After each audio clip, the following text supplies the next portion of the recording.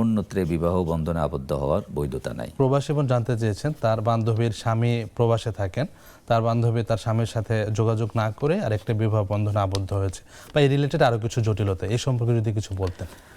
আসলে বিষয়টা হলো বিয়ে, তলাক এগুলোর ক্ষেত্রে বাদী বিবাদী মানে উভয়ের কথা শুনতে হয়, তারপরে গিয়ে যাই মতামত দিতে হয়।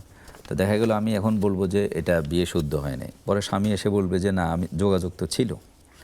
তো তাহলে এখানে বাদীর এক কথা বিবাদীর আরেক কথা, সেক্ষেত্রে প্রমাণ করতে হবে যোগাযোগ আদৌ ছিল কিনা। তারপরে এখন তো অনলাইন মাধ্যম, বিভিন্নভাবে যোগাযোগ হতে পারে।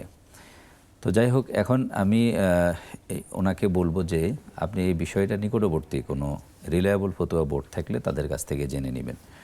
তো তারপরে অধিকতর বলি যে কারোর সাথে বিবাহবন্ধন আবদ্ধ থাকা অবস্থায় স্বামী তালাক না দিলে অন্যত্রে বিবাহ বন্ধনে আবদ্ধ হওয়ার বৈধতা নাই।